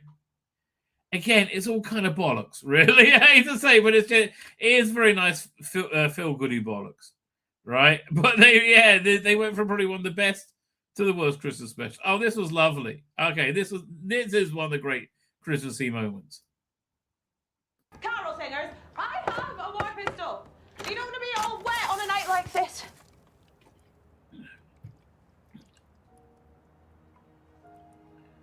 Not absolutely sure. How long? 2 years?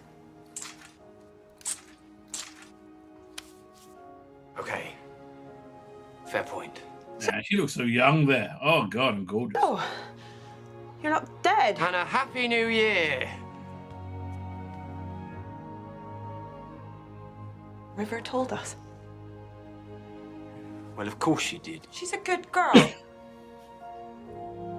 Well, I'm not gonna hug first. Nor am I.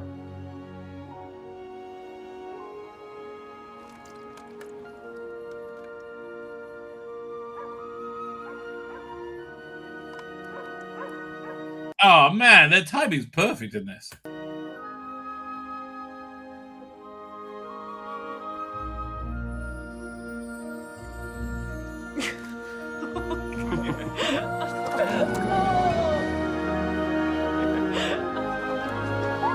Again, I think reconciliation, that's really what Christmas is about. No, it wasn't the same woman from the Dr. Dancers. Episode based on a Christian book, Language Wardrobe. Not going to be so Christian once it comes on Netflix. Oh my God. What if I actually like the way they channel the power of Well Mothered? You're absolutely right. Yeah, that works. Guess who's coming for dinner? Oh, okay. Alpha Double got a couple of pennies in there. You're not dead then?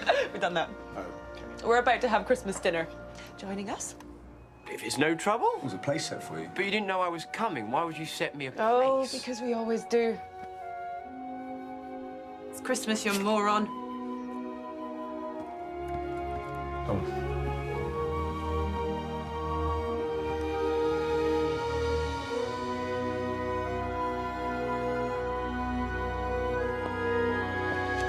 That's great stuff, right? Great stuff.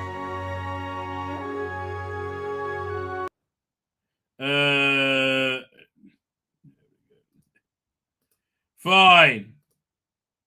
No, even that one was kind of shit. I had a lot in it that I liked. So, okay, there you go. They're up to Series 7.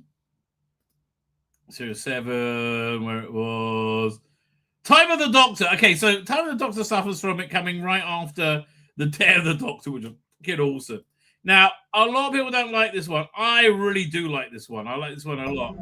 Even though it like wraps up all the labyrinthian Matt Smith Doctor plots very, very quickly. Like in the space of an hour. Wraps everything up, right? There from the Andrew Darnism, says PD Rich. Which kind of, just kind of like irritates me. And there's a lot, but also it kind of works. So you go, this is a good way for him to start. Right, where he goes to talk to the Daleks. This is awesome.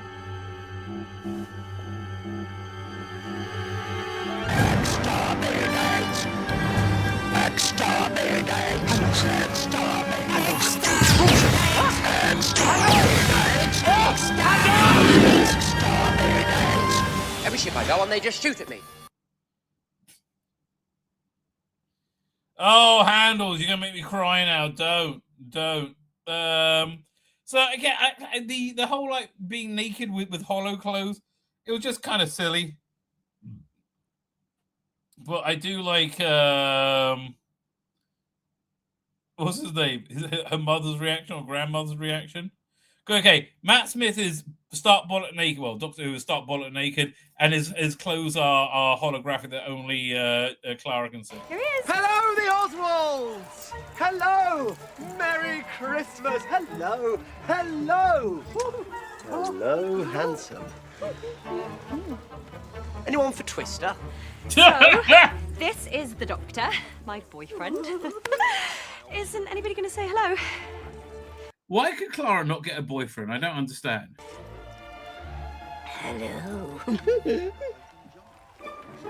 Excuse me a moment. Listen, I've got an idea to break the ice. Why don't I project my clothes hologram onto their visual cortexes too? So, to be clear, no one except me can see your clothes? Yes, and I'm starting to think it may be causing tension. Okay, the silliness was good, but it kind of like it got back into place right there. I like using the TARDIS to cook the Christmas turkey. That's a good use of TARDIS Christmas. Again, Handles, you're gonna make me cry. I like the Church of the Mainframe wrapping up all these plot lines very quickly, right? And then he ends up on the planet Christmas, which is such a shoehorn into a Christmas special, but it works for me, right? And then he spends several hundred years there protecting the planet Christmas from all kinds of threats, and slowly grows old. I mean, this is supposed to be the whole season, apparently. The whole season he's going to do a full season, and it was going to be all set on this planet, right? And he will slowly grow old through the season, which would have been better, but he decided not to do a full season. But that's what. I like the Wood Cybermen. Peter Rich, you're right. It's very, very compressed. But when I rewatch it, I generally speaking enjoy every moment of it. I really do.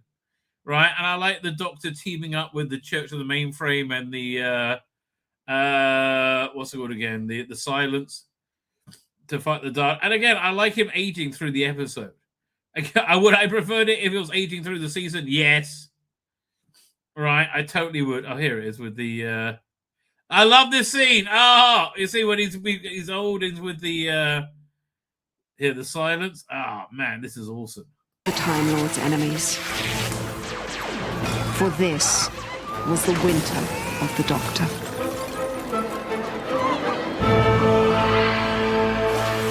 In time, they should really bring the Silence back. They were awesome. When all other races had retreated or burned, only the Church of the Mainframe remained. I do like that large Dalek tank thing. In the path of the Daleks. And so those ancient enemies, the Doctor and the Silence, stood back to back on the field. Yeah, again, there's kind of a lost era. I do like him swinging his cane. And it's again, this was very similar to when Parting the Ways when Rose was like sent back to Earth while the Doctor did whatever, right? Which finally gets back and he's old. Somewhat beautiful, right? Somewhat beautiful. And he gets a whole new life cycle, and he regenerates and destroys the Dalek.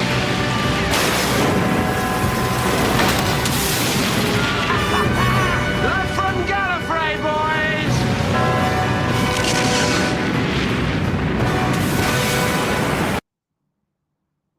And then he's out of his makeup. No. And he started regenerating. But then, there's not a dry eye in the house, right? After she leaves. Okay, this is one of the great final speeches. Oh, wait, did you see Martha? Oh, not Martha. What's her name? Not Clara. You are the Doctor. Yep. And I always will be. But times change, and so must I. Oh, God, why did that times have to change so much? Matt had a massive argument with the Stephen over the prosthetic makeup. He did not want to have to put on the old makeup every day for the final episodes. Well, I guess that's why.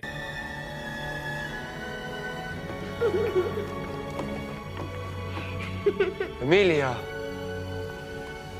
Who's Amelia? And again, I love, like, in his mind, there's all these children's drawings over the TARDIS. First face this face saw.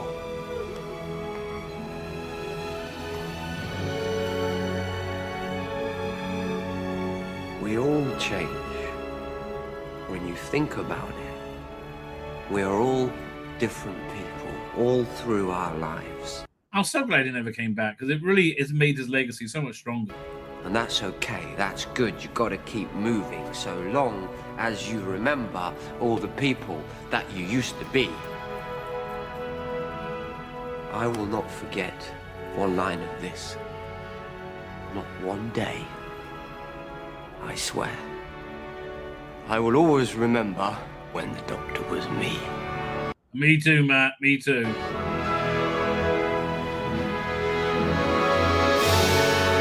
I think Matt Smith and Karen Gillan are wearing wigs in this scene. Honestly, this is one of my favorite regenerations.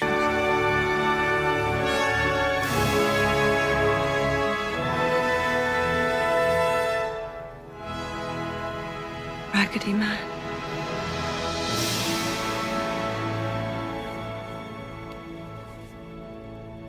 Good night.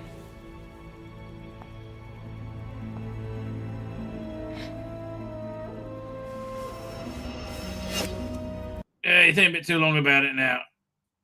There we go. Please don't change.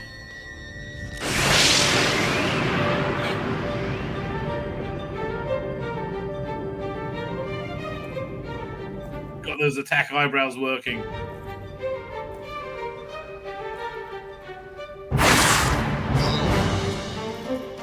Kidneys! I've got new kidneys! I don't like the colour. Of your kidneys.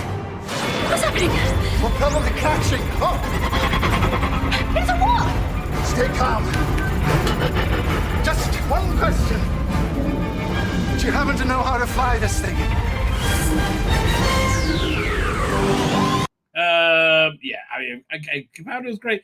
Trouble was, Sherlock was doing way too well, right? And I think that took way too much of Stephen Moffat's attention. Okay, so we're on to the 12th Doctor. His first Christmas special, I think probably his best. Maybe one of his best. I don't know. Last Christmas, I like a lot, right? Last Christmas, I like a lot. There's some great Christmassy moments in it. Yeah, Clara should have died at the end, right? And I like, it opens up with Santa Claus, and I can't remember the name of the actors, but I see him in everything with the two elves and Dan Starkey. And then the Doctor shows up, and then you're back to this bit. And again, I think this is one of the great Christmassy moments of it, where she has to like go into this lab. She does it by listening to Slade. Where possible. Focus on the music and move forward through the infirmary.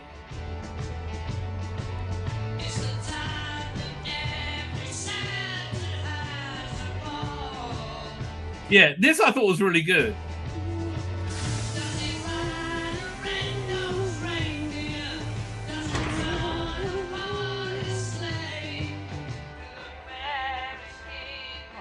Dear, look, she's not actually. If dancing works, it works.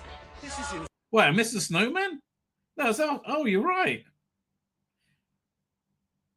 Oh, I didn't. I'll go back to it after. You thank you for bringing it up, Petey Rich. Say. This is working. Yeah, so I like all this, and then the Doctor shows up, and then all of us, and then they get zapped by the crabs, but all of a sudden Santa shows up.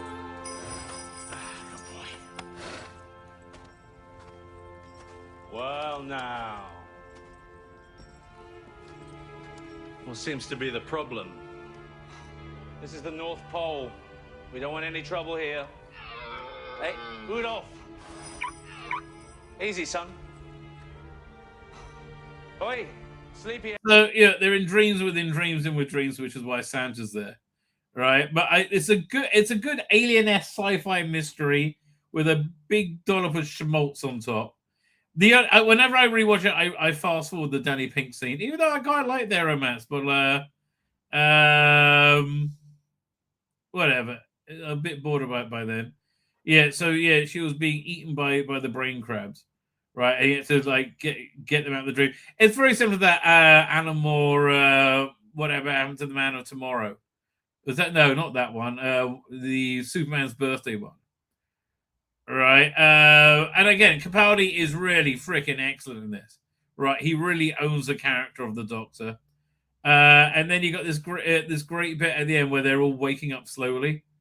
Being generally speaking.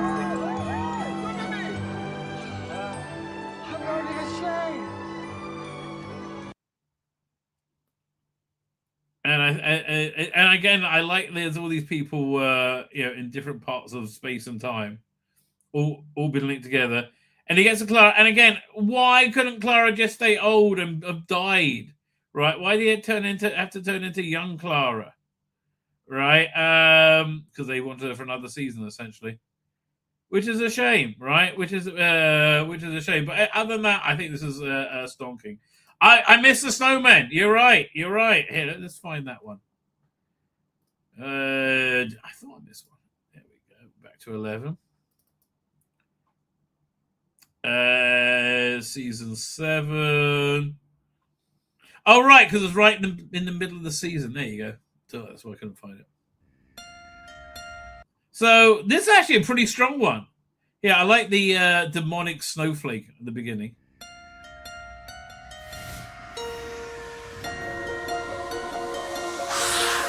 Right, I like that. I do like that. I think it was very cool. Oldie Woldy Christmas is again that always works well. And Richard E. Grant has a great intelligence. Also very good casting. Right? And Victorian Clara, the sexiest Clara. The Doctor being a recluse thing just kind of annoyed me. These titles were the best. I'm sorry, these titles were the best of the modern era.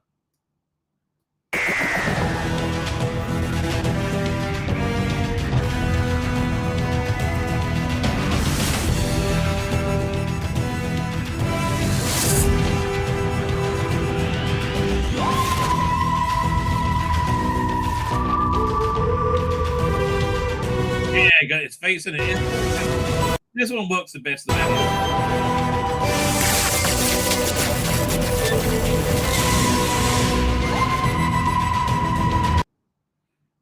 Snowman. So, Richard E. Grant. It does introduce the Paternoster gang, and I just kind of found them annoying after a while. I do like the lesbian romance. It just all kind of got a bit grating. Strax is always fun, right? By this point, the Paternoster gang hadn't got on my tits too much, right? I didn't like that's where he hid the TARDIS on top of a cloud, but whatever. And I like that they had posh Victorian Clara and working class Victorian Clara, both pretty sexy. I'm not sure which one I prefer. I think probably a threesome with the posh and the working class one. Then you get the ice witch monster woman, and she's pretty good. For me, it was there's too many elements in the Snowman that makes me not want to watch it again, right? And then she dies, and then she finds out that she's scattered throughout space and time. Again, Richard E. Grant really doing a good job, right? Really doing a good job. And then they find these other Claras throughout time, and that kind of sets up the mystery for the next season. I still prefer his last one, frankly. What's the next one? All right, to Capaldi, right? So Capaldi. And the next one is Husband's a River Song. Again, this one just... I don't like the idea of the Doctor being sexual, right? Generally, I don't like it at all. What's his name in it?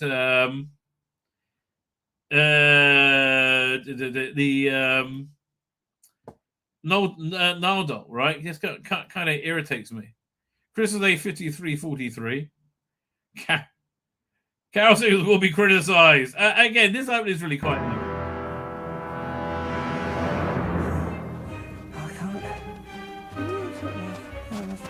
Yeah, Matt Lucas just kind of annoys me. I thought, well, it's okay for a Christmas episode. Then there's the whole next season. So you have this like kind of nice bit where Riversong thinks that he's not the Doctor because she thinks the Doctor's dead, and it's a bit of a mad little plot with her marrying the king of this planet or something, right? Yeah, I love here. Here we go. Damsel, do we have a fix? Found the capsule just over in the village, but I can't locate Damsel. I've looked everywhere. Who's Damsel? Have you been thorough? It's not easy, you know. He does have 12 faces. None of these men are here. Are you sure it's one of these? Yes, he only has these 12 faces. He'll be around here somewhere. No, we don't. So that, I mean, that the romance worked, right? But again, I just don't feel it's appropriate for Doctor Who, right? I don't like the Doctor being a sexual being, right? And I feel he should just be beyond that, above that, right? You know, the actual plot adventure kind of fun, and her finally working out who that he's a doctor. Right, that works out quite nicely, and I believe it's the same aliens as in the next one, right? So yeah, this is essentially wrapping up the whole River Song arc, and they go off and get married and live happily ever after until she goes to the library planet. I hate you. No, you don't.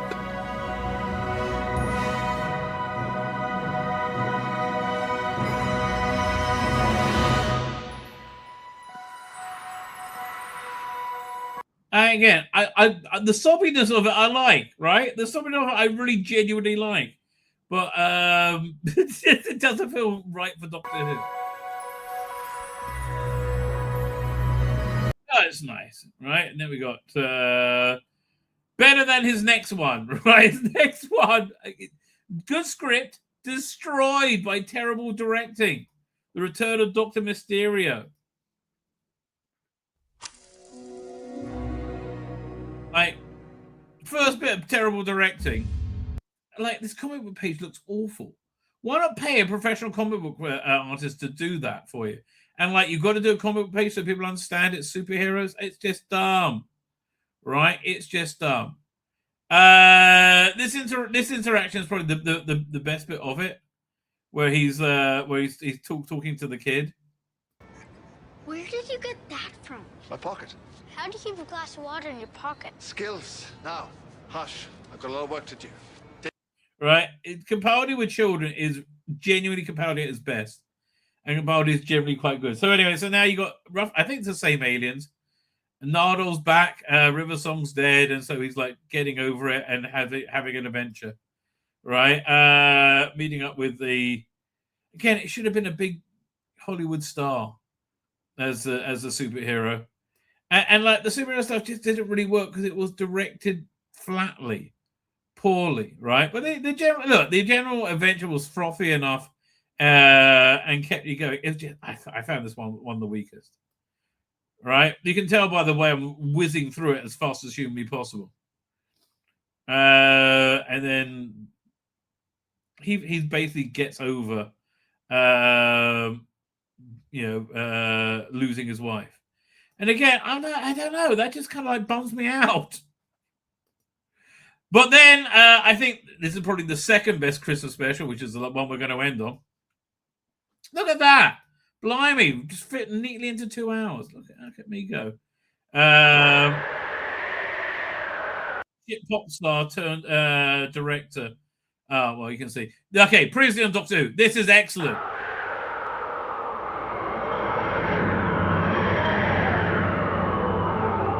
Quite an Arctic storm blowing out there. Come along, Polly, my child, with my cloak. Please, Doctor, you've got the most fantastic wardrobe. Yes, you don't know what we're in for outside there. Pretty soon we shall be having visitors. 7 and 9 episodes ago is also brilliant. You're different. You've got no feelings. I do not understand that word. Emotions, love, pride, hate, fear. Have you no emotions? Like, we could do better now, frankly, on an app. Although I like the David Bradley Doctor, right? And this again, the idea was lovely. It was lovely all the way through, right? This is the South Pole.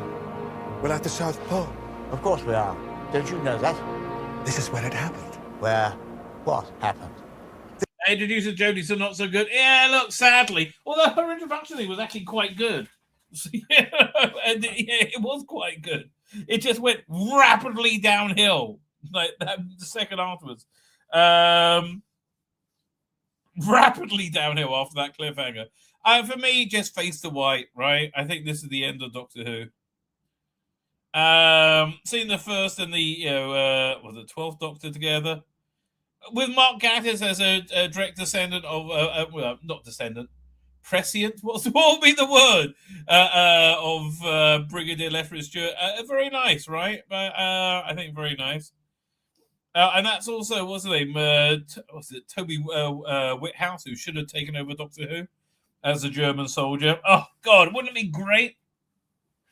They did a respectful job bringing back the first Doctor. They kind of did. Like, they're making a joke about giving the commander a smack bottom, but it was fine.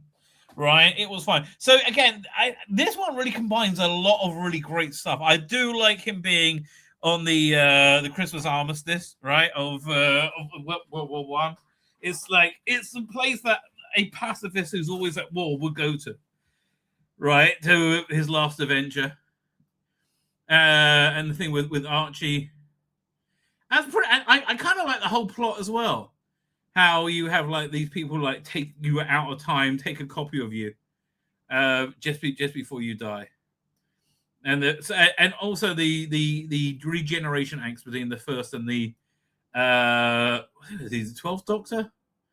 1 second, McGann's 8. I get to okay. So is that episode 9, 10, 11, 12, or 13th, depending how you want to count it, I guess. Fine. And the a good story where they get where this was a great doctory moment as well. Look around you. Yeah, I think the David Bradley Doctor does a good job.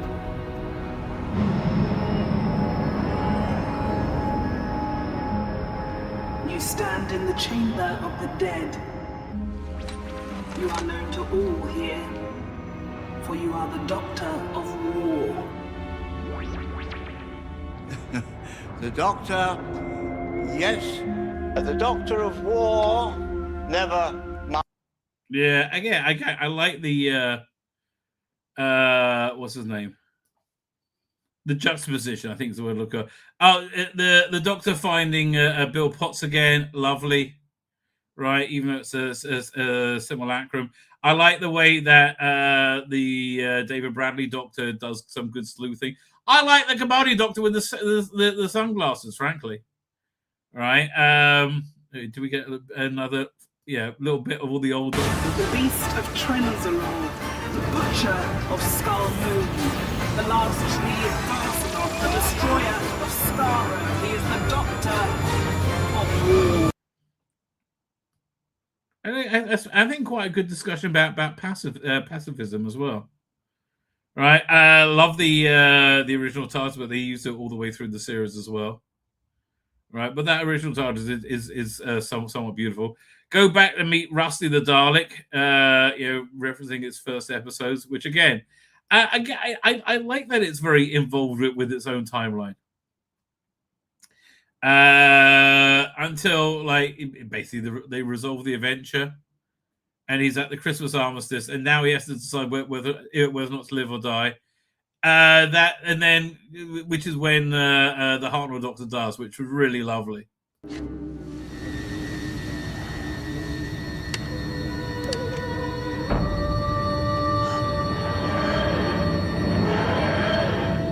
Well then,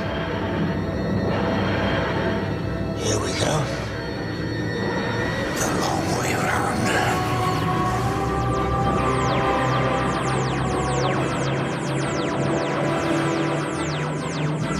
That's a great transition as well.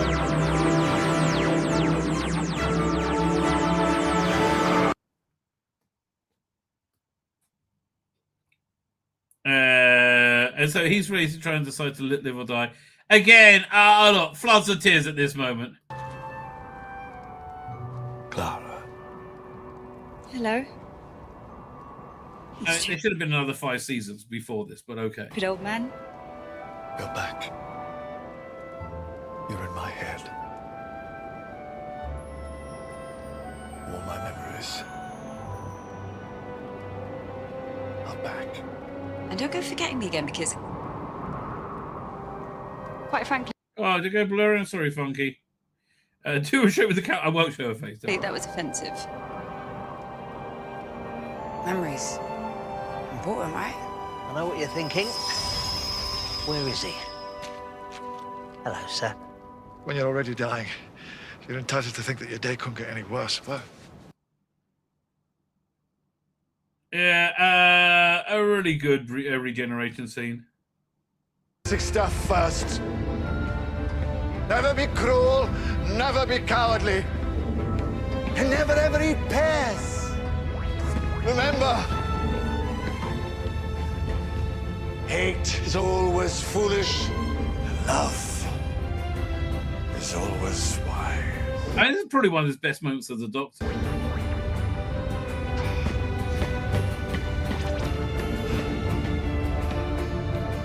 Always try to be nice, but never fail to be kind. That is such an important thing to live by. It really is. Oh, and you mustn't tell anyone your name. No one would understand it anyway. Except...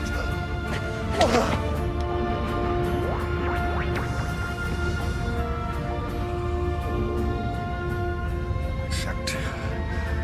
children. I just really believe this is the same character as Tom Baker. Right? I really just it makes me totally believe it. Children can hear it. I will say fade to white instead of fade to black, Archie Goddard. Sometimes, if their hearts are in the right place, and the stars are too, children can hear your name.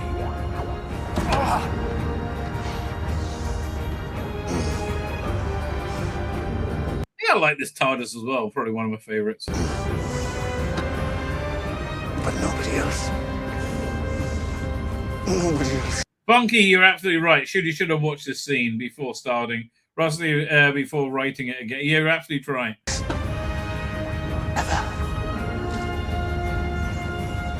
Problem with Shooty, he thought he was more important than the role, and that really is very evident in how he played it. Laugh hard. Run fast. Be kind.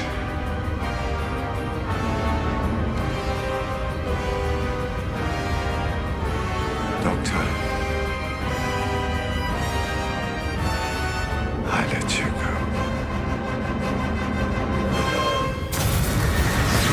That's what's stopping that, right?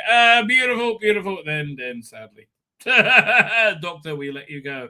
So that was kind of a pleasant tour through the Christmas specials. I think that worked quite nicely. I'm quite happy about that. I'm going to wrap up here, ladies and gentlemen. I am back. I think probably Sunday night. That's what I think most likely, probably Sunday night. And what we're going to talk about? I don't know. I'm trying to get Dan, maybe David Milling, maybe Mega Geek on to talk about Last Train to Christmas. So I know 3 out of 4 of them have seen it. Maybe Ian has as well by now. I don't know. But I'm back on Sunday. If not before, no, I think I'm back on Sunday. And we will be in a whole new world pretty soon. The new year is coming, ladies and gentlemen. What cyber filth will it bring? We will find out. Because you want to find the cutting edge of cyber filth, you go to my channel.